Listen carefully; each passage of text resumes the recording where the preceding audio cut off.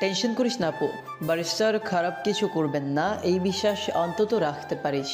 Sir ততটুকুই শাস্তি দেন যতটুকু আমাদের সহ্য ক্ষমতার মধ্যে পড়ে। তাছাড়াও এসব শাস্তি দেওয়ার ফলে স্টুডেন্টরা শিক্ষাও পায়। আয়েশা দাঁতে দাঁত চেপে বলল, ওরে জ্ঞানের সাগর রে, চুপ থাক। প্যারিস স্যারের ডাইহার্ড ফ্যান যে তুই, সেটা আজও প্রমাণ করে দিলি। তুষার হতাশ শ্বাস ফেলে বলল, ভালো কথা কারো সহ্য হয় না। বারিশ আর সাভাস গত 4 ঘন্টা ধরে ভার্সিটির সবচেয়ে গুরুত্বপূর্ণ একটা রুমে রয়েছে, যেখানে ভার্সিটির জন্মলগ্ন থেকে অর্জন করা সমস্ত পুরস্কার খুব সুন্দর করে সারিবদ্ধভাবে সাজিয়ে রাখা। রুমটা বিশাল বড়, পুরস্কারে গিজগিজ করছে। সাবাসের শাস্তি হয়েছে এই রুমের সমস্ত পুরস্কারগুলো একটা একটা করে নিজ হাতে পরিষ্কার করা, তাও আবার শুধু একবার না, 7 বার। সাভাস শেষ একটা মেডেল পরিষ্কার করে 6 বারের কার্যক্রম শেষ করলো। বারিশ গম্ভীর মুখে ওর কার্যকলাপ সেই তখন থেকে পর্যবেক্ষণ করে যাচ্ছে। সাবাসকে থামতে দেখে বারিশ কাটকাট গলায় বলে উঠল, আই থিঙ্ক সবে মাত্র 6 বার হয়েছে, তাহলে থামলে কেন? 7 বার না করা পর্যন্ত থামতে পারবে না। সাভাস কঠিন দৃষ্টিতে বারিশের দিকে তাকিয়ে বিড়বিড় করে বলতে লাগলো, এই ব্যাটার ব্রাজিলের সাথে কোনো শত্রুতা আছে নাকি? 7 বারই কেন? দুনিয়ার সংখ্যা ছিল না? হোয়াট? কি ভাবছো? কাজ শেষ করো দ্রুত। সাভাস বারিশের থেকে চোখ সরিয়ে পুনরায় পরিষ্কার করতে লাগলো।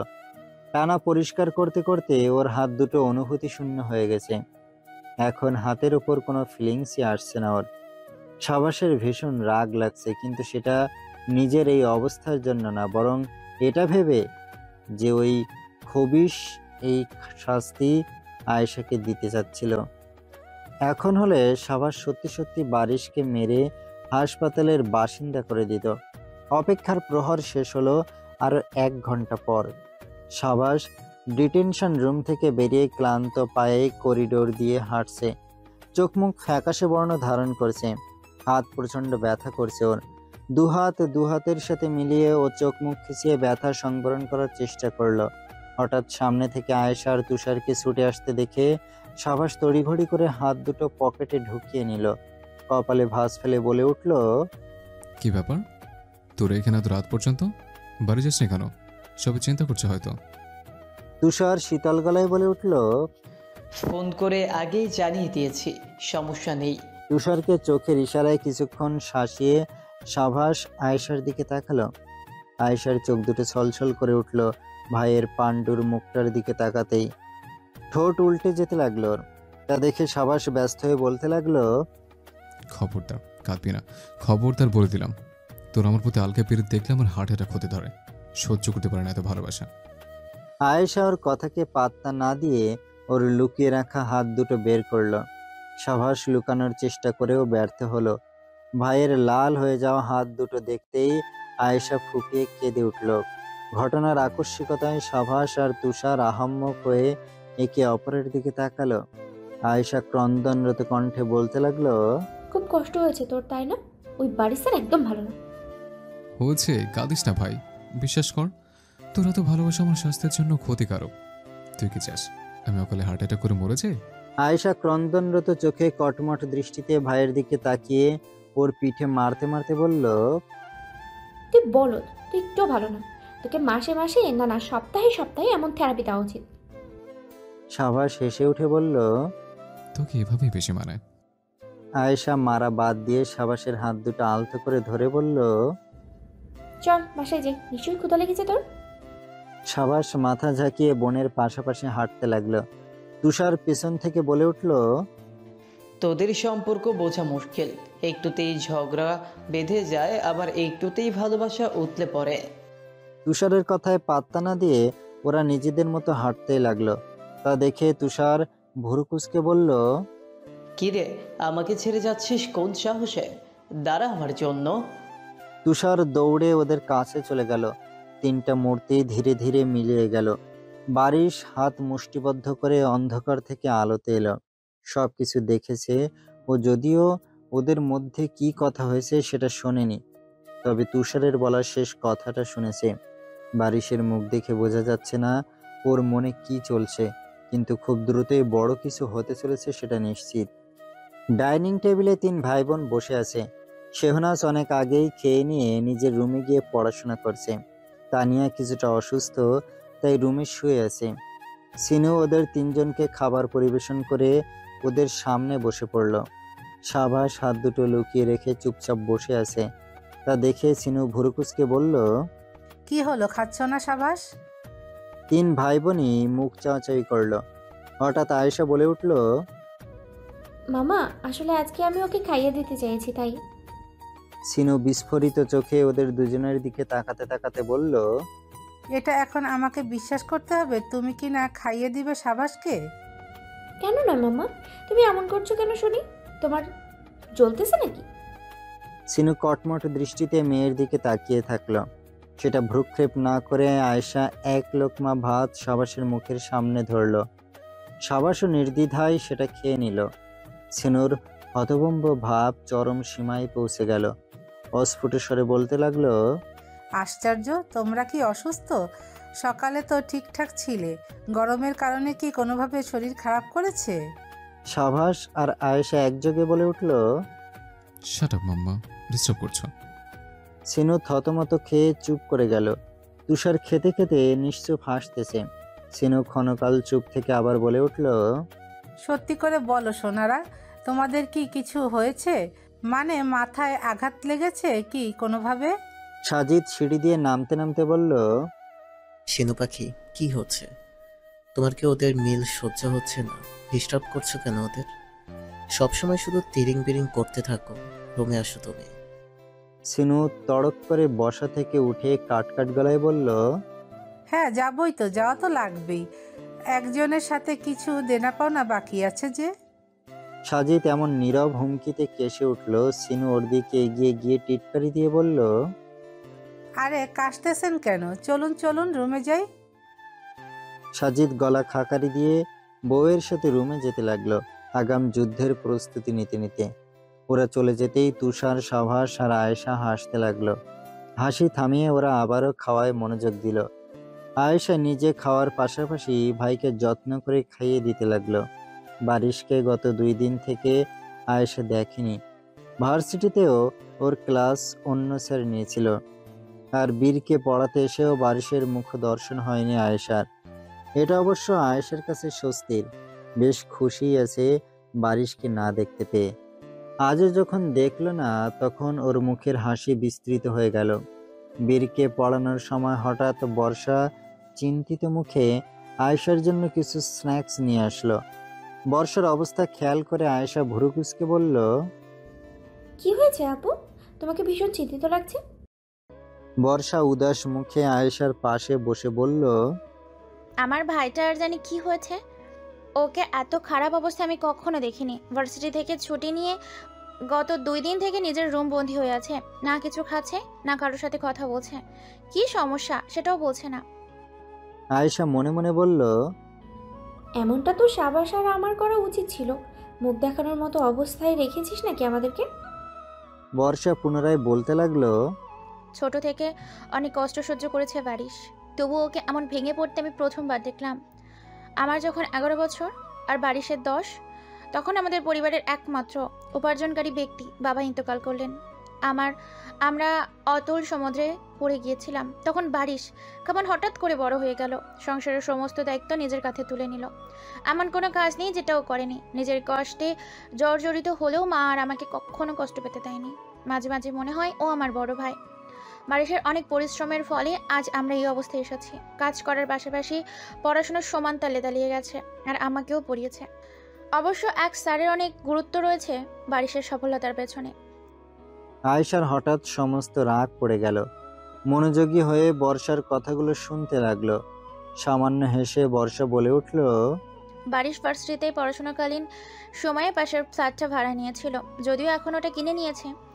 বীরের বাবা তখন এখানেই থাকতো। ওনার আমাকে দেখেই পছন্দ হয়েছিল, তাই দেরি না করে উনি বারিশের কাছে আমার জন্য বিয়ের প্রস্তাব দিয়েছিলেন। বারিশ অনেক খোঁজখবর নিয়ে তবে আমাকে বিয়ে দিল। আমি বিয়েতে রাজি হয়েছিলাম এইভাবে যে বীরের বাবাকে বিয়ে করলে আমি সারা জীবন আমার ভাই আর মায়ের সাথে থাকতে পারবো। বলে বর্ষা মুচকে হাসলো।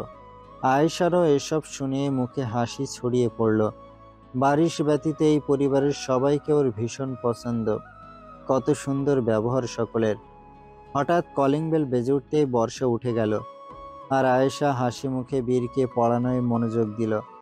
কিন্তু ওর হাসি বেশিক্ষণ টিকল না, কারণ বারিশ এসেছে। যতই লোকটা ভালো হোক না কেন, আয়েশার কাছে সবসময় বিরক্তিকর মানুষ হয়েই থাকবে। তাও ভাগ্য ভালো, বারিশ আসার কিছুক্ষণের মধ্যে আয়েশার বীরকে পড়ানো শেষ হয়ে গেল। ও দ্রুত ব্যাগ প্যাক কাঁধে নিয়ে যেতে যেতে বলল, ফি আমানিল্লা বাছা। ফি আমানিল্লাহ মাম। বীরের কণ্ঠ অর্ধেক বাক্যে থেমে যেতে যেতে দেখে আয়েশা ভুরু কুঁচকে পিছু করে তাকালো। বারিশ বিব্রতি মাখা মুখে বীরের মুখ চেপে ধরে রেখেছে। আয়েশা কপাল কুঁচকে সেদিকে কিছুক্ষণ তাকিয়ে থেকে চলে গেল। ও চলে যেতেই বারিশ বীরকে কাঁধে তুলে বলল, চলো মামু, মেরে তোমার পাছা লাল করে দিই। এখনই আমার মান সম্মান খেয়ে দিতে তুমি। খবরদার ও নামে ডাকবে না, কারণ তোমার মামিমণি তোমার মামুকে লারে না। স্নিগ্ধ সকাল। আজকের আবহাওয়াটা কিছুটা শীতল। শিরশিরে বাতাস বয়ে চলেছে। হাসান ভিলার সব বাচ্চা কাচ্চারা যে যার স্কুল আর ভার্সিটিতে যাওয়ার জন্য তৈরি হয়ে নিল। শেহনাজ খুব ধীরে ধীরে মনোযোগের সহিত হাঁটছে, যেন ভুলেও আজ পড়ে না যায়। কিন্তু আফসোস তার হলো কোথায়? সদর দরজা পেরোতেই ধড়াম করে পড়ে গেল। সকলে এতে অভ্যস্ত হয়ে গেছে, তাই ওকে দেখে দীর্ঘশ্বাস ফেলা ছাড়া আর কোনো কিছু করার নেই ওদের। আয়েশার সাবাস দৌড়ে গিয়ে বোনকে উঠালো। শেহনাজ লজ্জিত ভঙ্গিতে সকলের দিকে তাকিয়ে হাসতেছে। তুষার কাঁধে ব্যাকপ্যাকটা ভালোভাবে নিয়ে শান্ত স্বরে বলতে লাগলো, বাড়িতে পড়িস ঠিক আছে, কিন্তু বাইরে যেন পড়তে যাস না, না হলে লজ্জায় মুখ দেখাতে পারবি না। শেহনাজ উপরে কিছু না বললেও মনে মনে বলল, অলরেডি সেই মহা কাজটাও করে ফেলেছি, তাও আবার পার্কে। যা হোক, কেউ দেখেনি, এটাই স্বস্তির ছিল। তুষার নিজের বাইকে গিয়ে উঠে পড়ল। শেহনাজ দোনামোনা করে বলতে লাগলো, আমার আজ বাইকে চড়তে ভীষণ ইচ্ছা করছে। তুষার ভাই, আপনার সাথে যাই? তুষার ভুরু নাচিয়ে বলল, তুই মনে হয় সেই দিনের কথাটা ভুলে গেছিস। আমার বউ ছাড়া আমার বাইকের পেছনে চড়ার অধিকার কোনো মানুষ তো দূর, মুরগি কেউ দিব না। শেহনাজ কিছু না বলে চুপ করে দাঁড়িয়ে থাকলো। তা দেখে সাভাস বলে উঠল, বনু, আমার বাইকে আয়। আসলে তুষার রোমান্টিক উপন্যাস পড়ে পড়ে আমার ছ্যাবলা হয়ে গেছে। শেহনাজ হেসে ফেলল। তুষার শান্ত দৃষ্টিতে কিছু পল সাভাসের দিকে তাকিয়ে থেকে মাথায় হেলমেট পরে নিয়ে ভার্সিটির উদ্দেশ্যে চলে গেল। শেহনাজ ভাইয়ের পিছনে গিয়ে বসে পড়ল। তুষার না হোক, কিন্তু ভাইয়ের বাইকে চড়তে পারাও তো কম আনন্দের না। ভীষণ থ্রিলিং ব্যাপারটা। তুবার ভার্সিটিতে কোনো ক্লাস ছিল না আজকে। তাছাড়াও ব্যক্তিগত জীবন ছাড়িয়ে স্বাধীনের সাথে আজ ওর অ্যাপয়েন্টমেন্ট ছিল। স্বাধীনের কেবিনে প্রবেশ করার পর তুবা মিষ্টি হাসি উপহার দিয়ে চেয়ারে বসে পড়ল। স্বাধীন আশ্চর্যজনকভাবে প্রফেশনাল মোডেই কাউন্সেলিং করল।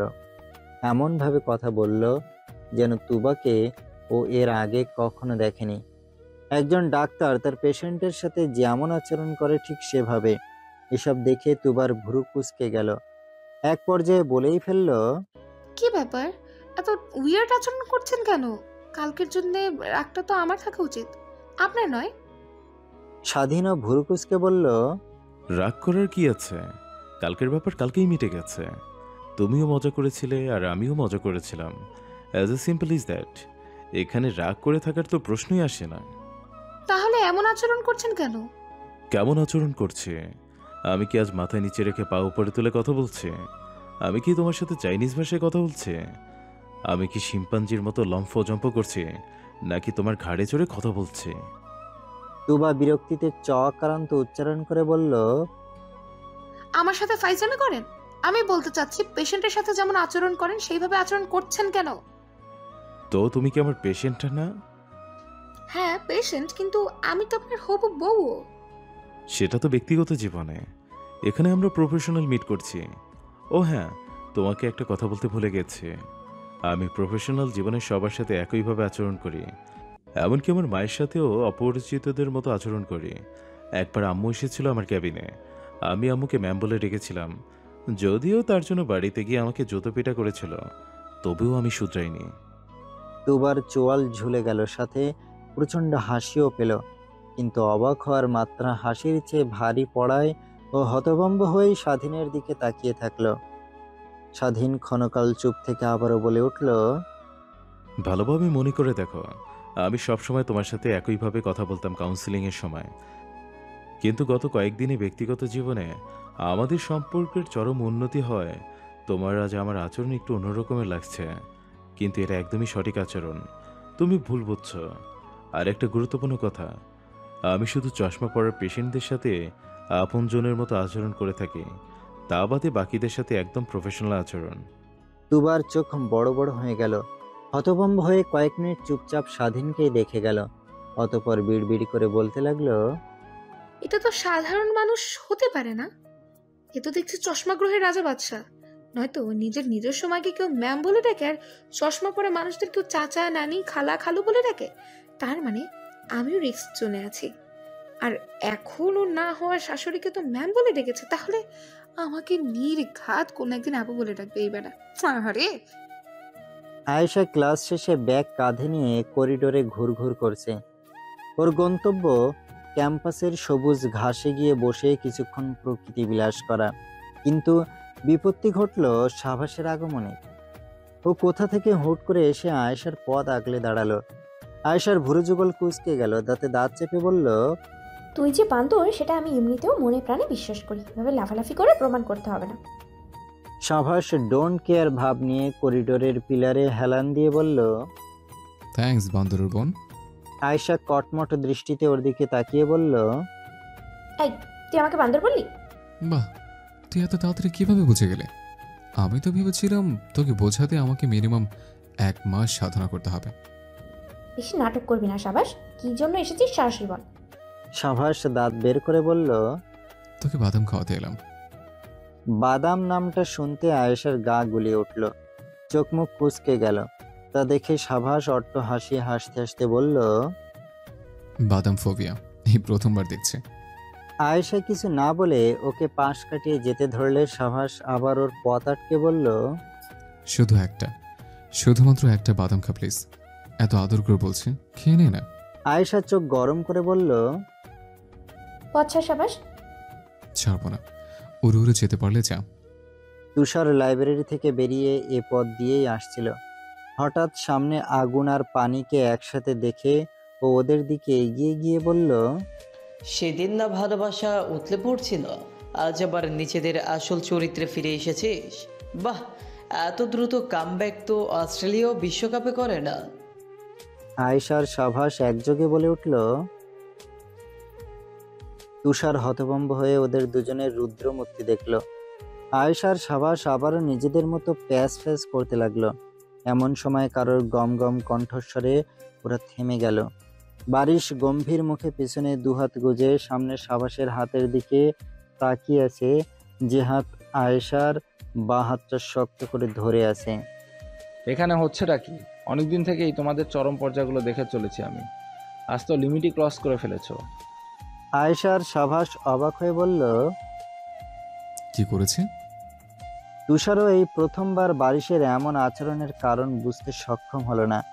বারিশ কর্কশ কণ্ঠে বলে উঠল, কিছুই বুঝতে পারছো না তাই না? একজন স্যারের সামনে নিজেদের বেহায়াপনা তুলে ধরার পরও বলছো কি করেছি। আমাকে দেখার পর যে তুমি আয়েশার হাত ধরে আছো, এটা কি বেয়াদবি লাগছে তোমার কাছে সাবাস? ছেলে মেয়েদের কিছু গণ্ডির মধ্যে থাকতে হয়, সেটা মনে হয় তুমি ভুলে গেছো। আয়েশা নিজের হাতে ঝটকা দিয়ে সাবাসের দিকে তাকিয়ে ব্যঙ্গ করে বলল, ও ছেলে? সাবাসও একই টোনে বলল, ও মেয়ে। আয়েশা বারিশের দিকে তাকিয়ে বলল, এটাকে কোন দিক দিয়ে আপনার ছেলে মনে হয় স্যার? ও একটা গাধা।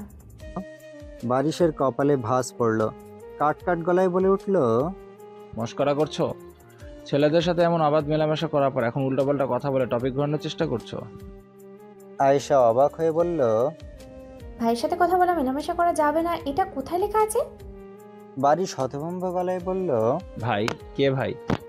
আয়েশা সাবাসের দিকে আঙুল তাক করে বলল, কে আবার এই ছাগলটা? বারিশ তৎক্ষণাৎ তুষারকে উদ্দেশ্য করে বলল, তোমার ভাই ও না, তুষার? হ্যাঁ, ও আমার চাচাতো ভাই।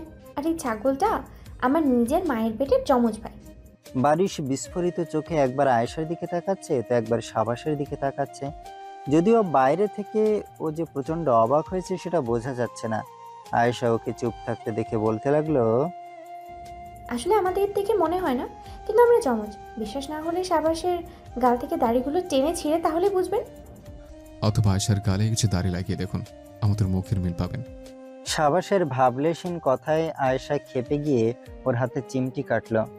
সাবাস কটমট দৃষ্টিতে আয়েশার দিকে তাকিয়ে বলল, আয়শু, সাবাসু, আশা, নিরাশা, হতাশা। বাতাসা।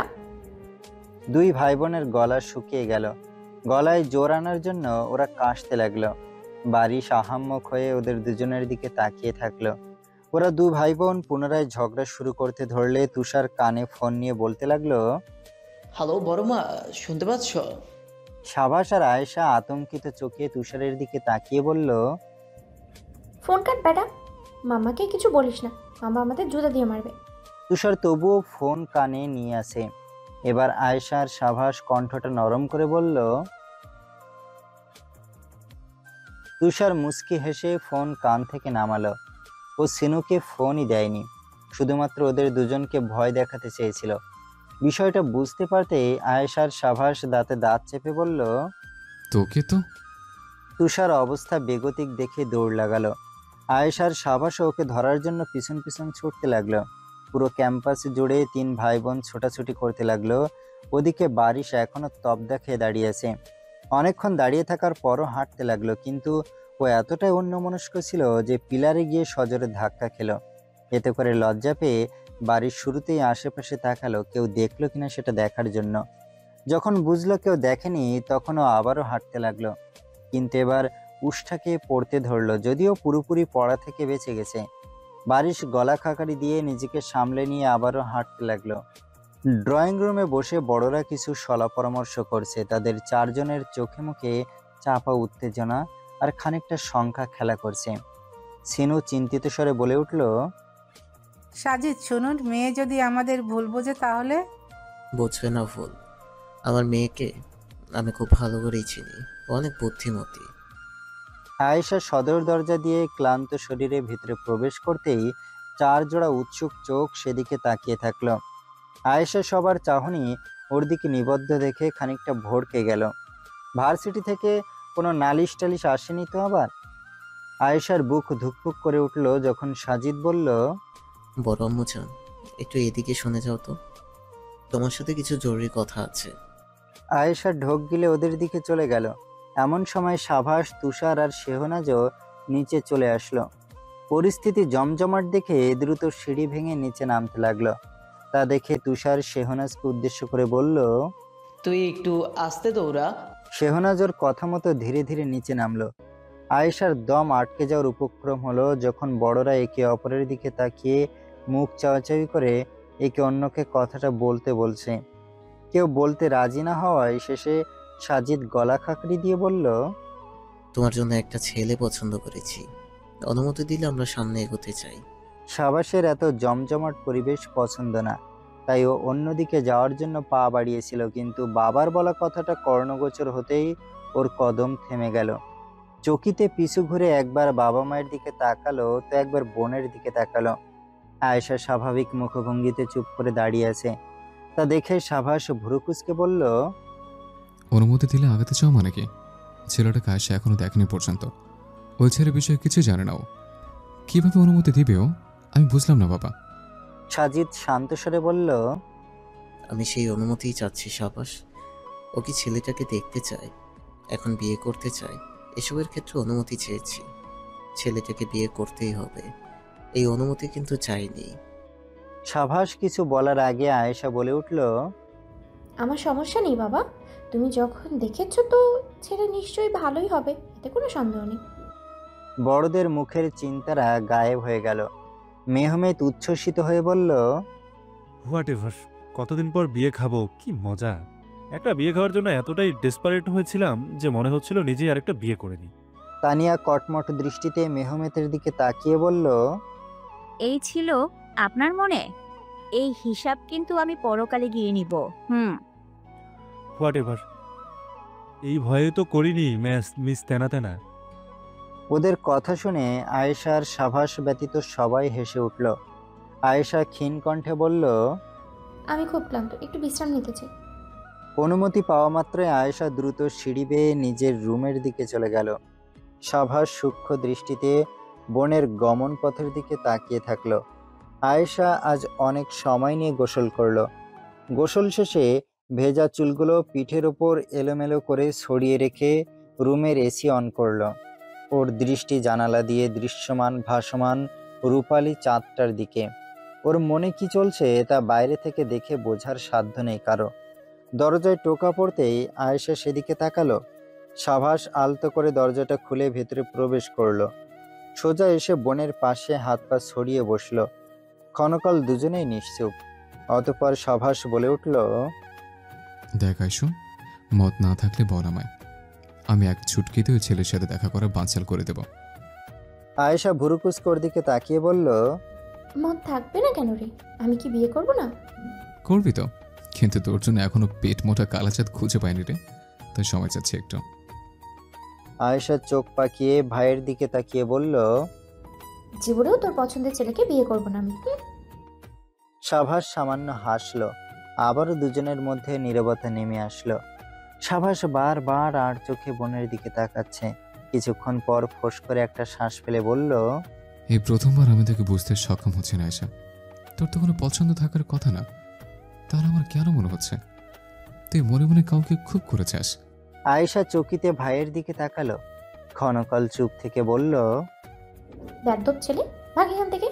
আমার পছন্দ থাকতে পারে কিভাবে? বাবার উপরে আমি এই দায়িত্বটা ছেড়ে দিয়েছিলাম।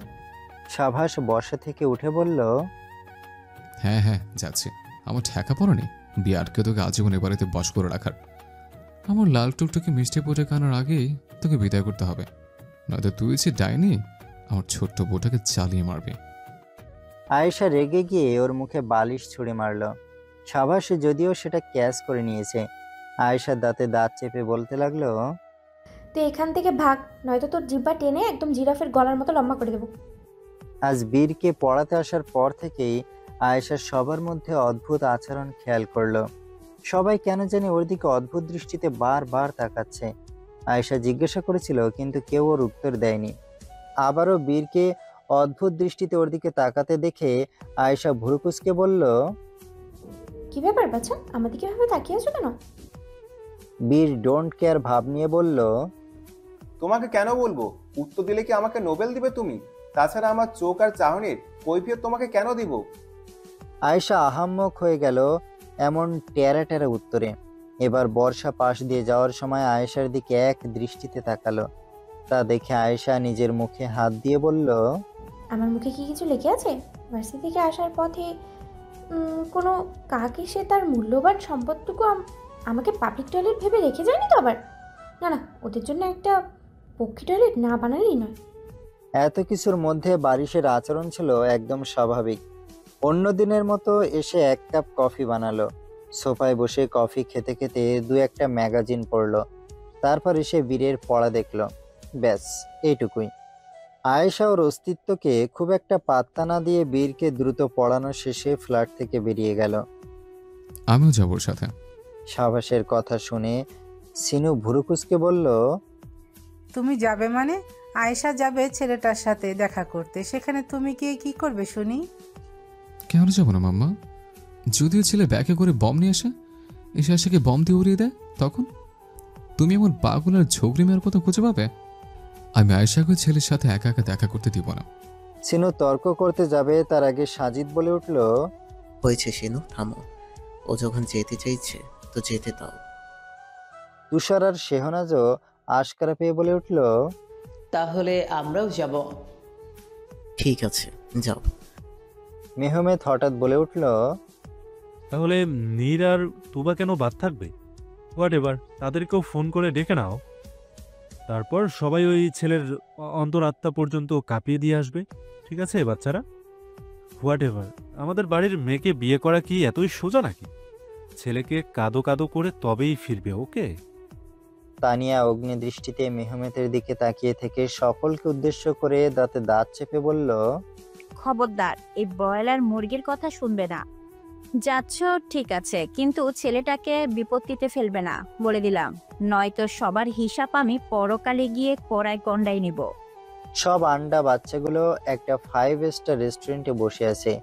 একটা টেবিলে আয়েশা, সাভাস বসে আছে, আর ওদের সম্মুখের টেবিলে তুষার, শেহনাজ, তুবা, নীর বসে আছে। সবাই চাতক পাখির ন্যায় দরজার দিকে তাকিয়ে আছে।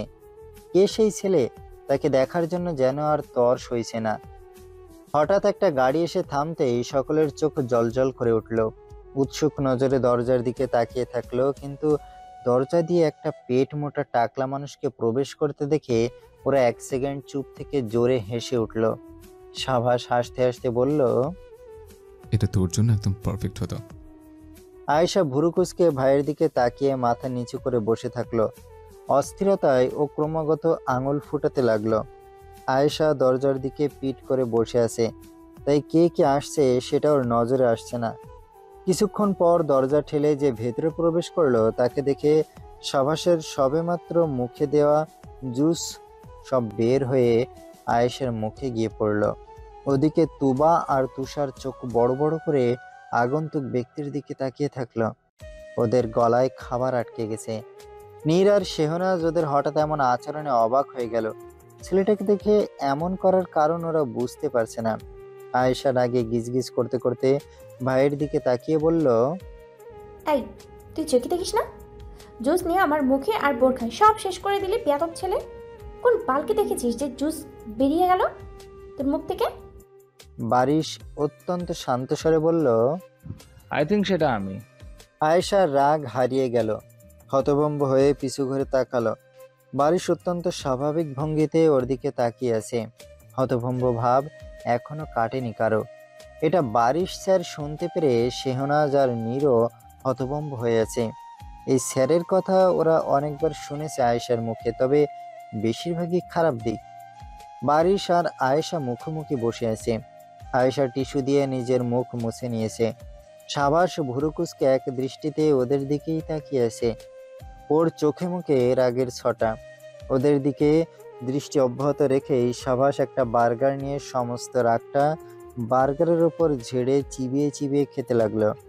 হঠাৎ কারো কণ্ঠস্বর শুনতেই ও রাগ কিছুটা ঠান্ডা হলো। ভাইয়া, এটা আমার বার্গার ছিল। নীর অস্ফুট স্বরে কথাটা বলল। সাবাস এক পলক ওর দিকে তাকিয়ে বলল, সমস্যা নেই, এটা এখন আমার। তোর মানেই তো আমার। শেহনাজ নিজের বার্গারটা নীরকে দিতে যাবে, তার আগে তুষার নিজের বার্গারটা নীরকে দিয়ে মুচকি হেসে বলল, নে তুই আমারটা খা। শেহনাজ নিজের বার্গারটা সরিয়ে মাথা নিচু করে রাখলো। সবার দৃষ্টি আবার সামনের টেবিলে। তুষার হতাশ স্বরে বলতে লাগলো, বাবা বলেছিল ছেলেকে কাঁদো কাঁদো করে তবেই বাড়ি ফিরতে, কিন্তু এখানে ছেলেই আমাদের কাঁদো কাঁদো করে ফেলেছে রীতিমতো। অন্যদিকে মাম্মা বলেছে ছেলেকে বিব্রত না করতে, এদিকে আমরাই বিব্রত হয়ে বসে আছি। শেষে কিনা স্যারের সাথে বোনের বিয়ে দেওয়া লাগবে। ছি, আয়েশা আপুর পড়াশোনার ভাগ্যে এবার সবুজ বাতি জ্বলবে মনে হচ্ছে। এবারে একটু পরীক্ষায় মানসম্মান নিয়ে পাশ করা শিখবে। হাসান ভিলার পরিবেশটা গম গম হয়ে আছে। পরিস্থিতি বেশ গরম। সকলেই থমথম মুখে যে যার অবস্থানে বসে আছে। ক্ষণকাল বাদে সাজিদ গম্ভীর গলায় বলে উঠল, এসব মানে কি সাহস? সেটা তো আমার জিজ্ঞাসা করা উচিত বাবা। এসবের মানে কি? ওই ছেলের সাথে তুমি আয়েশার বিয়ে দেওয়ার কথা ভাবলে কিভাবে? বারিশের মধ্যে কি সমস্যা বুঝলাম না আমি। কি সমস্যা নেই সেটা বলো। সকলের সাথে সবসময় কর্কশ ভাষায় কথা বলে ছেলে অল্প একটু গতি শাস্তি দেওয়ার ব্যবস্থা করে। গ্যারান্টি কি বিয়ের পর আমার বোনকে অত্যাচার করবে না ছেলে? রেস্টুরেন্টরা ফাঁকিবাজি করলে, বেয়াদবি করলে তাদের শান্তি না দিয়ে কোলে নিয়ে ঘুরে বেড়াবে, এই আশা করছো বারিশের থেকে? একজন শিক্ষকের এমন স্ট্রিং হওয়া উচিত বিগড়ে যাওয়া বাচ্চাদের সোজা করার জন্য। মেহমেদ হঠাৎ হেসে উঠল সাজিদের কথায়। তানিয়া চোখ পাকিয়ে তাকাতে অবশ্য হাসি বন্ধ করে দিয়েছিল। সাভাস চুপ হলেও দমে গেল না, পুনরায় বলে উঠল, সে আমি জানি না বাবা। আমি ওই কাঠখোট্টা লোকের সাথে আমার বোনের বিয়ে দিব না। আয়েশা যে স্বভাবে, তাতে দেখা যাবে রেগে গিয়ে ওকে বস্তায় ভরে নদীতে গিয়ে ফেলে দিয়ে এসেছে। সাজিদের মুখ অত্যন্ত গম্ভীর। ছেলের এসব কথায় ওর রাগ তরতর করে বেড়ে চলেছে। যথাসম্ভব নিজেকে সামলে নিয়ে বলে উঠল, তুমি বারিশকে ব্যক্তিগতভাবে চেনো, শুধু ভার্সিটিতে কয়েকটা ক্লাস করেই ওকে চিনে গেলে। তোমার হয়তো জানা নেই, নাবিনের সবচেয়ে ফেভারিট স্টুডেন্ট ছিল বারিশ। এখন নাবিনের পছন্দের ওপর নিশ্চয়ই প্রশ্ন তুলবে না, রাইট?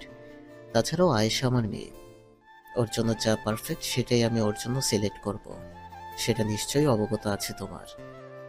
সাবাস নিজের যুক্তি দাঁড় করতে যাবে তার আগেই সিনু বলে উঠল, অনেক হয়েছে সাবাস, নিজের বাবার সাথে এমন ব্যবহার কিন্তু আমি বরদাস্ত করব না। তোমার বাবা, চাচু আর নাভিন মামু নিশ্চয়ই অনেক ভেবেচিন্তেই এই সিদ্ধান্তটা নিয়েছে। তুমি আর আপত্তি করো না, ঠান্ডা মাথায় ভেবে দেখো। এখন নিজের রুমে যাও তুমি। সাবাস কয়েক সেকেন্ড চুপ করে থেকে গটগট পায়ে নিজের রুমে চলে গেল। সেদিকে কিছুক্ষণ তাকিয়ে থেকে সবাই সোফায় বসে নিজেদের মধ্যে কিছু আলোচনায় ব্যস্ত হয়ে পড়ল। আয়েশা গালে হাত দিয়ে আহাম্মক হয়ে মাথার উপরের সিলিং ফ্যানটার দিকে তাকিয়েছে। ওর দিকে এক দৃষ্টিতে তাকিয়েছে 3 জোড়া চোখ। নীর আর শেহনাজ এক পাশে বসে আছে আর তুবা অন্য পাশে বসে আছে। প্রায় 1 ঘন্টা থেকে আয়েশা একইভাবে গালে হাত দিয়ে উপরে তাকিয়ে আছে। তুবা আলতো করে আয়েশার কাঁধে হাত রেখে বলল, বেঁচে আছিস? সিগন্যাল পাচ্ছিস? আয়েশা অবশেষে ঠোঁট উল্টে অসহায়ের মতো বলতে লাগলো, আমি মানি না, আমি মানি না, আমি মানি না। ওই ওই অ্যানাকন্ডা সাপের সাথে বিয়ে করলে আমি ফিনিশ হয়ে যাব। কি হোক আর না হোক আমাকে সারাদিন বই নিয়ে বসেই থাকতে বলবে। তুবা বুকে হাত দিয়ে স্বস্তির নিঃশ্বাস ফেলে বলল, যাক, বেঁচে আছিস। আমি তো ভেবেছিলাম মরে টরে গেছিস। আয়েশা কপট রাগ দেখিয়ে বলল, একদম ফাজলামি করবে না। নীর মুস্কি হেসে বলে উঠল, আপু অতটাও খারাপ না, কিন্তু দেখতে তো বেশ সুদর্শন। তোমার সাথে দারুণ মানাবে, রাজি হয়ে যাও। এত পছন্দ হলে তুই বিয়ে করে নে না, আমার লাগবে না এমন স্যার। আমি তো এমন ছেলেকে বিয়ে করতে চাই যে আমাকে জীবনেও পড়াশোনা করতে বলবে না, বরং আমি পড়াশোনা ধরলে সে আতকে উঠে বলবে, প্রিয়তমা এই কি সর্বনাশ করছো, এসব বাজে কাজ করো না। আয়েশার নাটকীয়ভাবে বলার ভঙ্গি দেখে সকলে হাসতে লাগলো। এমন সময় সাবাস দরজা ঠেলে ভেতরে প্রবেশ করলো। ওর মুখভঙ্গি এখন স্বাভাবিক লাগছে। বিছানার দিকে না গিয়ে ও দেয়ালে পিঠ ঠেকিয়ে বুকে দুহাত গুজে বলল, অনেক ভেবে দেখলাম বারিশ স্যার আসলে খারাপ না তোর জন্য, বরং তোর মতো বড়সড় ভাগ্যে এমন একটা বারিশ স্যারই দরকার। তাছাড়াও আরেকটা কারণ আছে অবশ্য। আয়েশা ভুরুকুচকে বলল, আর কি কারণ থাকতে পারে? বলছিলাম না তোকে আমার মতো একটা কালাচে এনে দেবো? তাহলে বলছি শোন, বারিশ স্যার আমার মতোই চকলেট কালারের। আয়েশা চোখ মুখ কুচকে বসে থাকলো। নীর সাবাসকে উদ্দেশ্য করে বলল, যাই বলুন, ভাইয়ার হবুদুলা ভাই কিন্তু সুদর্শন অনেক। আমার তো বেশ পছন্দ হয়েছে। সাবাস বিড়বিড় করে বলল, আমাকে হয় না নিকি? নীর শুনতে না পেরে বলল, কি ভাইয়া? সাবাস সামান্য হেসে বলল, কিছু না। ভালো কথা। আপনি একা আসলেন কেন? তুষার ভাইয়া কোথায়? তুষার সে আছে হয়তো 4 তলায় নিজের বাসর ঘরে, আই মিন লাইব্রেরিতে। ওর কথা শুনে সবাই হেসে উঠল। চিন্তাতে ফেটে পড়া আয়েশাও হাসি আটকাতে পারল না। কিন্তু শেহনাজের মুখটা শুকনো। এক পলক নীরের দিকে তাকিয়ে চোখ সরিয়ে নিল। অতঃপর অস্ফুট স্বরে বলে উঠল, আমি একটু আসি, আমার ক্ষুধা লেগেছে। বলে শেহনাজ তাড়াহুড়ো করে যেতে ধরলে তাল হারিয়ে পড়ে যেতে নিলে সাবাস ওকে ধরে ফেলে বলল, কি বনু, মনোযোগ কোথায়? আয়, আমি তোকে নিয়েছি, নয়তো দেখা যাবে মেছের সাথে আবারও করে খেতে শুরু করেছিস। শেহনাজ মলিন হেসে সম্মতি জানালো। সাবাস ওকে নিয়ে রুম থেকে বেরিয়ে গেল। অন্যদিকে নীর আর তুবা মিলে আয়েশার মাথা আউলিয়ে দিতে লাগলো বারিশের কথা বলে বলে। বারিশ তার পরিবারকে নিয়ে আজ হাসান ভিলায় এসেছে বিয়ের দিন তারিখ ঠিক করতে। বর্ষা, বীর, বারিশের মা আর বারিশের এক ফুপু এসেছে সাথে। আজ নীরের বাবা মা অর্থাৎ রাইমা আর নাভিনও হাসান ভিলায় উপস্থিত আছে, সাথে রায়শা আর তানজিদও।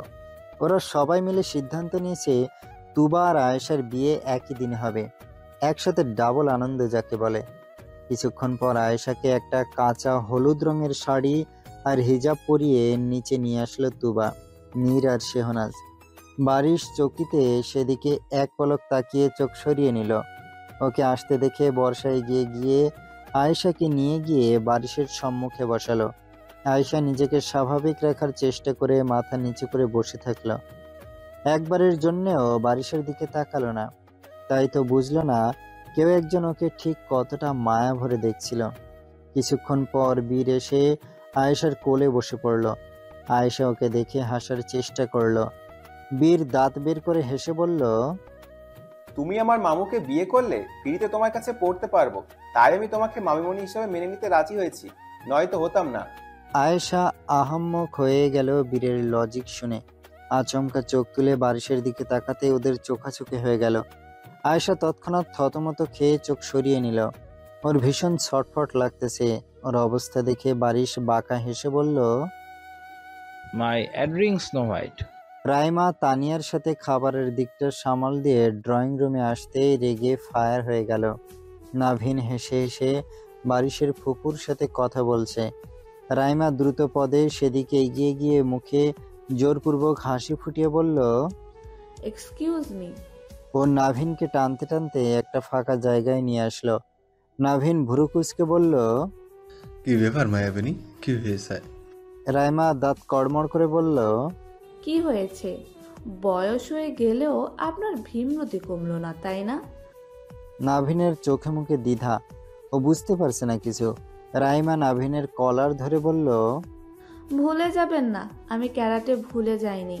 ওই মহিলার সাথে কি কথা বলছিলেন শুনি, তাও আবার এত হেসে হেসে। নাভিন হেসে উঠল। পরপর ভুরু নাচিয়ে বলল, আমার বউ এখন আমাকে নিয়ে জেলাস হয়? Interesting, I like it. Raima মুখ ভেঙচি কেটে বলল, ইংল্যান্ডের ভুল করে ফেলে যাওয়া বংশধর। বীর ভুলবশত বারিশের গায়ে জুস ফেলে দিয়েছিল, তাই বারিশ ড্রয়িং রুমের বেসিনের দিকে চলে গেল। নিজের পরনের সাদা পাঞ্জাবিটা পরিষ্কার করে পিছু ঘুরতেই ওর চোখ বন্ধ হয়ে গেল, কারণ কেউ একজন ওর মুখে পানি ছুঁড়ে মেরেছে। বারিশ চোখ মেলে দেখল সাভাস পানির পট হাতে ওর সামনে দাঁড়িয়ে আছে। মুখভঙ্গি একদম স্বাভাবিক রেখে সাভাস বলে উঠল, আফওয়ান দেখিনি, আসুন মুছে দিই। বলে সাভাস নিজের কপাল বের করে ওর মুখ মুছে দিতে লাগলো। কিন্তু কিছুক্ষণ পর সাভাস মিথ্যা মিথ্যা আত্মটার ভান করে বলল, উপস, আমার তো মনে ছিল না। আমার রুমালি কালে লেগে গিয়েছিল। আবার আফওয়ান। বারিশ জানে সাভাস এসব ইচ্ছে করেই করেছে। ও শান্ত দৃষ্টিতে সাভাসের দিকে তাকিয়ে থাকলো। তা দেখে সাভাস বলল, লেকচার দেওয়ার কথা ভুলও ভাববেন না। আমি লেকচার শোনার মোড়ে নেই। স্যার হবেন আপনি ভার্সিটিতে, এখানে না। এখানে আমি আপনার হবু সারা, তাই বুঝে শুনে কথা বলুন, কারণ বেশি টেলিবেটি করলে বোন দেব না আমি। বারিশ বাঁকা হেসে বলল, আই থিঙ্ক সেম ডায়লগটা আমি তোমাকে কাল ভার্সিটিতে শোনাবো। তাহলে আমার বোনের কথা বলে যান, দেব না আপনাকে। বেশ, তোমাকে দিতে হবে না, আমি এসে নিয়ে যাব। সাভাস আচমকা একটা টিকটিকি আর তেলাপোকা বারিশের হাতে দিয়ে বলল, এই যে আমার বোন, নিয়ে যান। টিকটিকিটা আমার বোন, তেলাপোকাটা বোনাস। পরদিন ভার্সিটিতে সাভাস মানসিকভাবে প্রস্তুতি নিয়ে এসেছে। ও নিশ্চিত বারিশ কিছু না কিছু তো করবেই করবে। কিন্তু ওর বিশ্বাসে পানি ঢেলে দিয়ে বারিশ কিছুই করলো না, বরং ক্লাসে সেদিন সাভাসের করা প্রেজেন্টেশনের খুব করে প্রশংসা করলো, যেটা সচরাচর বারিশের থেকে আশা করা যায় না। প্রশংসা শুনে সাভাসের ভুরু কুঁচকে গেল। বিড়বিড় করে বলে উঠল, আমায় কি চাটু মানে পড়ানোর চেষ্টা করছে নাকি? অসম্ভব কিছু না।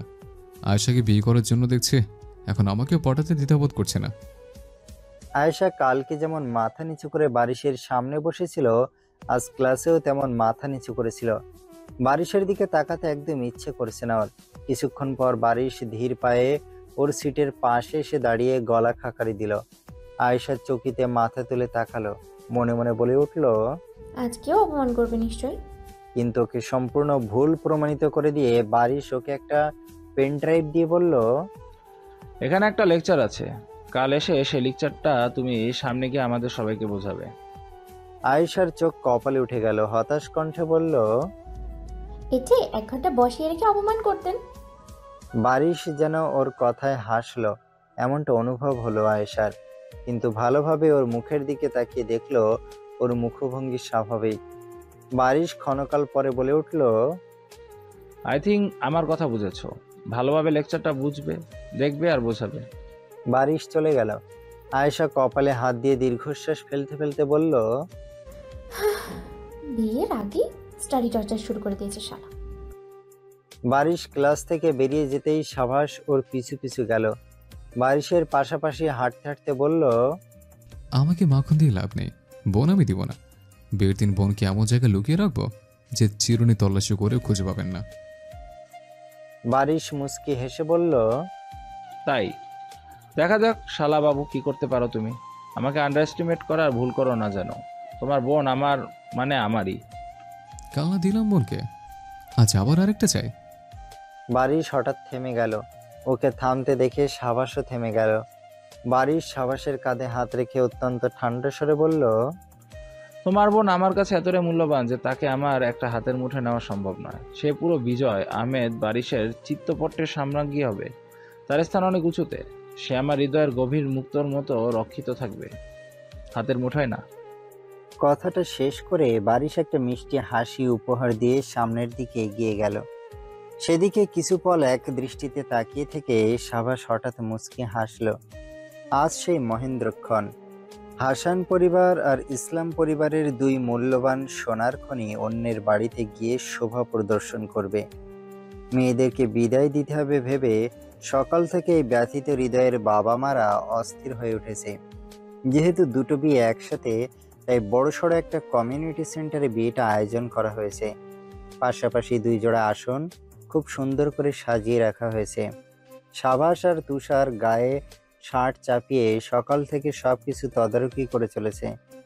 বোনদের বিয়ে বলে কথা, দায়িত্ব তো পালন করতেই হবে। সব দায়িত্ব পালন শেষে ওরা তৈরি হতে চলে গেল। আয়েশা আর তুবা কনের সাজে একটা নির্দিষ্ট রুমে বসে আছে। দুজনের থেকে চোখ সরানো যেন দায় হয়ে পড়েছে। দুজনেই মেরুন রঙের বেনারসি পরেছে, সাথে ম্যাচিং করা হিজাব। মুখে হালকা প্রসাধনী আর মেহেদি রাঙা দুখানা হাত, তাতেই অপূর্ব মায়াবী হয়ে উঠেছে দুই যুবতী। নীর আর শেহনাজ ওদের সাথে বসে আছে। আর কিছুক্ষণ পর পর উৎফুল্ল হয়ে নতুন কনেদের প্রশংসা করতে ব্যস্ত হয়ে পড়ছে। শেহনাজ বলে উঠল, আহা, তোমাদের কি সুন্দর লাগছে। দুলা ভাইয়ের ভাগ্য দেখে আমার হিংসা হচ্ছে। আমি ছেলে হলে তোমাদের দুজনকেই বিয়ে করতাম। নীর সামান্য হেসে বলল, ছেলে হলো তুই পেতি না, কারণ আপুদের থেকে 4 বছরের মতো ছোট। তাতে কি, ভালোবাসা বয়স মানে না। বইয়ের ইনকামে আমি চলতাম, কত সুন্দর হতো ব্যাপারটা। ওর কথা শুনে তিনজনই হাসতে লাগলো। এমন সময় সাভাস আর তুষার পাঞ্জাবি পরে ওদের কাছে চলে আসলো। সাভাস এসেই শেহনাজের পাশে বসে পড়ল। শেহনাজের অপর পাশে নীর বসা। তুষার আয়েশা আর তুবার দিকে তাকিয়ে বলল, তোদের কিন্তু দারুণ লাগছে, মানতেই হবে। বারিস্টার আর ডাক্তার স্বাধীনের চয়েস আছে। সাভাস টিটকারি মেরে বলল, আচ্ছা, কোন দিক দিয়ে সুন্দর লাগছে ওদের? কি বিশ্রীর স্বাদ সেচেছে। এদের দেখলে তো বর বিয়ের আসর ছেড়ে বাপ বাপ করে পালাবে। আয়েশা আর তুবা কটমট দৃষ্টিতে ওর দিকে তাকিয়ে বলল, শাট আপ।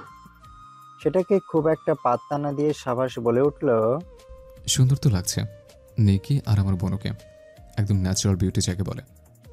তুষার নীর আর শেহনাজের দিকে তাকিয়ে বলল, আসলেই সত্যি বলতে নীরকে আজ চেনাই যাচ্ছে না, একদম অন্যরকম সুন্দরী লাগছে। শেহনাজের মন এতক্ষণ ভালো থাকলেও তুষারের মুখে নীরের প্রশংসা শুনে ওর মনটা একদম বিষিয়ে উঠল। মন খারাপ করে ও সাভাসের কাঁধে মাথা দিল। তা দেখে সাভাস ভুরু কুঁচকে বলল, বোনু কি হয়েছে? ওই দুটো শাকচুনের কষ্ট পাওয়ার কিছু নেই। ওরা আমাদের এত সহজে রেহাই দিবে ভেবেছিস? একদম চোখের মতো লেগে থাকবে, দেখিস। শেহনাজ সাভাসের হাতটা শক্ত করে ধরে ওর কাঁধে মাথাটা আরো স্থায়ীভাবে রেখে দিল। সাভাস কোনো বাধা দিল না। ওর অবস্থা দেখে তুষার বলল, ভাবলি মন খারাপ করিস না, তোকে ওদের দুজনের সাথে পাঠিয়ে দিব, বুঝলি? শেহনাজ তুষারের দিকে তাকিয়ে মুখ ভেঙচি কাটলো, কিন্তু কোনো উত্তর দিল না। কিছুক্ষণ নীরবতা বিরাজ করলো। নীরবতা ভেঙে আয়েশা হতাশ স্বরে বলে উঠল, আমি ওই বুড়াকে বিয়ে করব কিভাবে? সারা আমার থেকে 10 বছরের বড়। সাবেক ভাইয়া আর তোমার জুটিটা কত সুন্দর, ওদের বয়সের গ্যাপ জাস্ট 4 বছর। নীর বিজ্ঞের মতো বলে উঠল, একদম না, আমার কাছে 10 বছরের ব্যবধানটাই বেশি পারফেক্ট। 4 বছরের গ্যাপ আমার একদম পছন্দ না। সবাই একযোগে অবাক হয়ে বলল, কেন? এতে করে নীর খানিকটা ভড়কে গেলেও নিজেকে সামলে নিয়ে বলল, স্বামী স্ত্রীর মধ্যে বয়সের ব্যবধান কম থাকলে স্ত্রীর রেগে স্বামীর গায়ে থুতু ছুঁড়লে স্বামীও উল্টো থুতু ছোড়ার সম্ভাবনা প্রবল, কিন্তু বয়স ব্যবধান বেশি থাকলে উল্টো থুতু খাওয়ার সম্ভাবনা নেই। সাবাস তৎক্ষণাৎ বলে উঠল, তবে তুলে আছাড় মারার সম্ভাবনা অত্যাধিক। এখন তুই ভাব, থুতু খাবি না আছাড় খাবি? নীর ঠোঁট উল্টে সাবাসের দিকে তাকালো, আর অন্যদিকে সবাই হাসতে লাগলো। তুবা হাসতে হাসতে বলল, সিরিয়াসলি নীর, তোর থেকে এমন কথা শুনতে পাবো এটা জীবনে কল্পনাও করিনি। রাইমা খালামণিকে যদি বলে দিই তাহলে তোর পর কারাটে প্রয়োগ করে দেবে। তুষার সামান্য হেসে বলল, এমন বেহুদা লজিক আমাদের বলেছিস, অন্য কাউকে যেন বলতে চাস না আবার। নীর লজ্জিত ভঙ্গিতে হেসে মাথা নিচে করে ফেলল। ওর লজ্জা পাওয়া মুখটার দিকে আর চোখে তাকিয়ে থেকে সাবাস মনে মনে বলল, আহ নিকি, এসব কি বলছিস? আমি কি কখনো তোকে থুতু ছুটতে পারি? তবে হ্যাঁ, সারাক্ষণ চুমু খেয়ে লারা নিশ্চয়ই ভরিয়ে দিতে পারি। বাড়ি সব হোয়াইট পাঞ্জাবি আর স্বাধীন ব্ল্যাক পাঞ্জাবি গায়ে নিজেদের বধূদের জন্য অধীর আগ্রহে বসে আছে। বারবার ওদের চোখ নিজেদের বউকে খোঁজার জন্য ছুটে চলেছে। কিছুক্ষণ পর তুবা আর আয়েশাকে নিয়ে আসা হলো। ওদের দিকে চোখ পড়তেই বারিশ আর স্বাধীনের মুখ হা হয়ে গেল।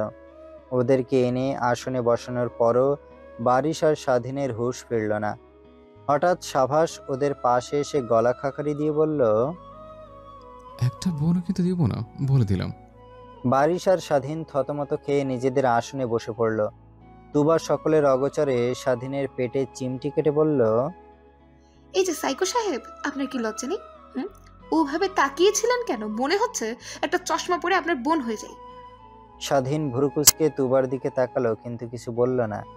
অন্যদিকে বারিশ বারবার আর চোখে নিজের হবু বধূর দিকে তাকালেও বধূ কিন্তু একবারের জন্যও মাথা তুলল না। কিছুক্ষণের মধ্যেই কাজে এসে একসাথে 2 বিয়ে পড়ানো শুরু করলো। আলহামদুলিল্লাহ, 2 নতুন দম্পতির সূচনা হলো আজ থেকে। জানি না ওদের দাম্পত্য জীবনে কি কি ঘটনা হতে চলেছে, তবে আল্লাহর রহমতে ভালো কিছু হবে তা আশা করা যায়।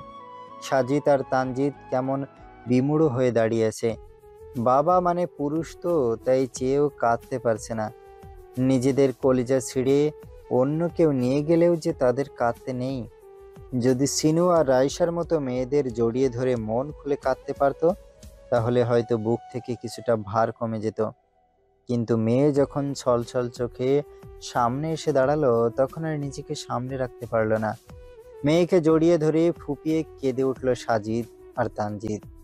ওদিকে কাঁদতে কাঁদতে সিনু আর রাইসার অবস্থা বেগতিক। তানিয়া আর রাইমা ওদের ধরে রেখে নিজেরাও কাঁদছে। এসব দেখে নীর আর শেহনাজ মুখে হাত চেপে কান্না আটকে যাচ্ছে। সবার ভঙ্গুর অবস্থা দেখে বারিশ আর স্বাধীন অসহায়ভাবে একে অপরের দিকে তাকালো। ওরা বুঝতে পারছে না ওদের এখন ঠিক কি করা উচিত। আয়েশা প্রায় আধা ঘন্টা সাজিদকে জড়িয়ে ধরে কাঁদলো। অতঃপর দুর্বল পায়ে হেঁটে সাবাসের সামনে গিয়ে দাঁড়ালো। সাবাস স্বাভাবিক মুখভঙ্গিতে দাঁড়িয়ে এক দৃষ্টিতে বোনের ক্রন্দনরত লাল হয়ে যাওয়া চোখ দুটোর দিকে তাকিয়ে আছে। প্রথমবারের মতো আয়েশা সাবাসকে জড়িয়ে ধরে কেঁদে ফেলল। সাবাস এখনো নিজের স্থানে অটল। ক্ষণকাল বাদে বোনের পিঠে হাত রেখে সামান্য হেসে বলল, কাঁদিস না, বিশ্বাস কর, বারিশ স্যার তোকে মারবে না, আমাকে কথা দিয়েছে, সত্যি। এত কষ্টের মাঝেও আয়েশা সামান্য হেসে ফেলল। সাজিদ অসুস্থ হয়ে একটা চেয়ারে বসে পড়েছে।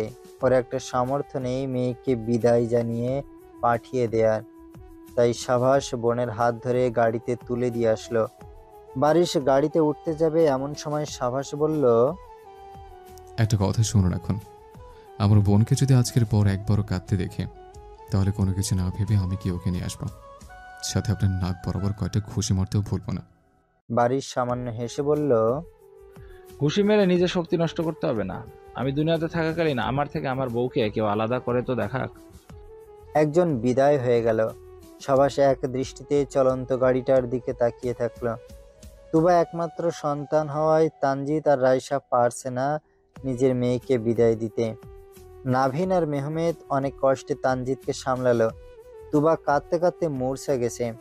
নাভিন ইশারা করতেই স্বাধীন এসে তুবাকে আগলে নিল। তারপর গাড়ির দিকে এগিয়ে গেল। সাবাস আর তুষার গিয়ে গাড়ির দরজা খুলে দিল। এবার ওরাও চলে গেল আর পিছনে রেখে গেল দুই ভঙ্গুর পরিবারকে। গাড়ি ছুটে চলেছে। তুবার কান্না করতে করতে গলা শুকিয়ে গেছে। ও ক্ষীণ কণ্ঠে বলে ওঠে, একটু গাড়ি থামাতে বলুন। স্বাধীন তৎক্ষণাৎ গাড়ি থামাতে বলল। তুবা স্বাধীনকে বলে একটা পানির বোতল নিয়ে গাড়ি থেকে নেমে পড়ল। ওর সাথে সাথে স্বাধীনও নামলো। তুবা মুখে পানি দিতে লাগলো আর স্বাধীন খুবই যত্নের সাথে ওর ভারী বেনারসিটা আগলে রাখলো। এমন সময় একটা ট্রাক খুব জোরে হর্ন বাজিয়ে ওদের পাশ দিয়ে চলে গেল। তুবা পানির বোতল ফেলে দিয়ে মাথা চেপে ধরল। স্বাধীনের ভয়ে বুক কেঁপে উঠল। ও ব্যস্ত হয়ে বলতে লাগলো, আমি যা যা শিখিয়েছি সব অ্যাপ্লাই করার চেষ্টা করো তুবা।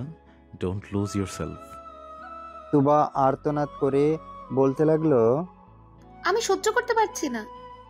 কয়েক মিনিট পর তুবা শান্ত হয়ে গেল। ওর দিকে তাকিয়ে থেকে স্বাধীন এক নাগাড়ে বলতে লাগলো, না না না না না না, চেঞ্জ হয়েও না তুবা। তুমি আমার বউ তুবা, তুমি কোনো বৃদ্ধ মানুষ নয়। তুবা সোজা হয়ে দাঁড়িয়ে স্বাধীনের দিকে তাকিয়ে স্মিত হাসল। তা দেখে স্বাধীন স্বস্তির নিঃশ্বাস ফেলল। কিন্তু একটু পরে ওর চোয়াল ঝুলে গেল যখন তুবা বলে উঠল, আরে বাবা, তোমার সাথে না একদিন রাস্তায় দেখা হলো, তা কেমন আছো তুমি? চাকরি কেমন চলছে তোমার? স্বাধীনের চিৎকার করে বলতে ইচ্ছে করলো, আমি কোনো বাবা টাবা না, আমি তোমার 2 ঘন্টা পুরাতন একমাত্র স্বামী হাতা। মেয়েদের বিদায় দেওয়া শেষে সবাই হাসান ভেলে এসেছে। কমিউনিটি সেন্টার থেকে ওদের বাসার দূরত্ব কম। সকলের মুখগুলো কেমন ফ্যাকাশে হয়ে আছে। কথা বলার মতো পর্যাপ্ত শক্তি যেন কারো মধ্যে নেই। সাভাস বাড়িতে আসার পর কোনো দিকে না তাকিয়ে সোজা লম্বা লম্বা পা ফেলে নিজের রুমে চলে গেল। সিনু দুর্বল চোখে ওর গমন পথের দিকে তাকিয়ে থাকলো। সাভাস অত্যন্ত স্বাভাবিকভাবে রুমে প্রবেশ করে দরজা আলতো করে লাগিয়ে রাখলো। ওর ভেতরটা দুমড়ে মুচড়ে যাচ্ছে, যেটার খবর কারো জানা নেই। সাভাস সোজা ব্যালকনিতে গিয়ে দেয়ালে পিঠ ঠেকিয়ে বসে পড়ল। আচানক ডোন্ট কেয়ার ভাব নিয়ে থাকা সাভাস ফুঁপিয়ে কেঁদে উঠল। ওর কান্না দেখে হয়তো আজ আকাশের তারারা গাছের ডালে বসে নিজেদের ক্লান্তিময় শরীরটা জিরোতে দেওয়া পাখিরা বাতাস অবাক হয়ে গেল। কেউ হয়তো ব্যঙ্গ করে বলতেছে, যার সাথে ঝগড়া না করে তোর দিন শুরু হয় না, তাকে ছাড়া কিভাবে থাকবি? সাভাসের কান্নারা যেন আজ বাঁধ ভেঙেছে, আর সেটা আটকানোর জন্য কোনো চেষ্টাই যেন আজ ওর মধ্যে নেই। মন খুলে কাঁদতেই লাগলো। হঠাৎ কাঁধে কারো হাত পেতেই সাভাস সেদিকে ক্রন্দনরত চোখে তাকালো। সিনু অসহায় মুখে ওর পাশে বসে পড়ল। সাভাস কান্না কিছুটা থামিয়ে বলল, মামা, ও কি তোমাদের উপর বোঝা হয়ে যাচ্ছিল? ওর খরচ চালানো কি তোমাদের পক্ষে কষ্টকর হয়ে যাচ্ছিল? তাহলে আমাকে একটা বার বলতে পারতে। ওর খরচ আমি চালাতাম, আমি ইনকাম করে এনে ওকে খাওয়াতাম। তা না করে কর্ণের বাড়িতে পাঠিয়ে দিলে কেন? শেষের কথাগুলো বলতে সাভাসের গলা কাঁপতে লাগলো। সিনু নিশ্চুপ কাঁদছে। এই নিস্তব্ধ রজনীতে 2 মা ছেলে কাঁদছে, নিশ্চুপভাবে হু হু করে কাঁদছে। সাভাস এবার মাকে জড়িয়ে ধরে কাঁদতে কাঁদতে বলল, ওকে কেন আমার থেকে আলাদা করে দিলে মাম্মা? আমি ওকে ছাড়া থাকবো কিভাবে? কিভাবে থাকবো আমি? আয়েশা বারিশের রুমের ফুল সজ্জিত বিছানায় বসে আছে। বীর এতক্ষণ ওর সাথেই বসেছিল বিধায় ও কাঁদতে পারেনি। এখনো রুমে একলা বসে আছে, তাই মুখে হাত চেপে চোখ বন্ধ করে পরিবারের কথা ভেবে কাঁদতে লাগলো। ছোট থেকে যে মানুষগুলোর সাথে একই ছাদের নিচে থেকেছে, আনন্দ করেছে, হাসি ঠাট্টা করেছে, সেসব আর পাবে না ভাবলেই আয়েশার চিৎকার করে কাঁদতে ইচ্ছা করছে। খট করে দরজা খোলার আওয়াজ হতেই আয়েশা কান্না থামিয়ে চোখ মেলে তাকালো। বারিশ রুমের দরজাটা লাগিয়ে দিয়ে হাতের ঘড়ি খুলে ড্রেসিং টেবিলের সামনে রাখলো। পিছু ঘুরে এক পলক উদাস মুখের আয়েশার দিকে তাকিয়ে তপ্ত শ্বাস ফেলল। অতঃপর বিছানার কিছুটা কাছাকাছি এসে বলল, আই থিঙ্ক আমাদের নফল নামাজ পড়া উচিত। আয়েশা রোবটের মতো বিছানা থেকে নেমে দাঁড়িয়ে থাকলো। বারিশ আরেকবার তপ্ত শ্বাস ফেলে 2টো জায়নামাজ বিছিয়ে দিল। জীবনের এত গুরুত্বপূর্ণ একটা অধ্যায়ের শুরু আল্লাহর ইবাদতের মাধ্যমে হোক শুরু। তাহলে দাম্পত্য জীবনটাতে আল্লাহর রহমত বিরাজ করবে। নামাজ শেষ করে আয়েশা আবারও পূর্বের জায়গায় গিয়ে বসে পড়ল। হঠাৎ কিছু একটা খেয়াল হতেই আয়েশার অস্থিমজ্জায় ভয়ের সঞ্চার হলো। বারিশ নিজের স্বামী হওয়ার অধিকার খাটানোর চেষ্টা করবে না তো? যদি কিছু করতেও চায় আয়েশা তো বাধা দিতে পারবে না।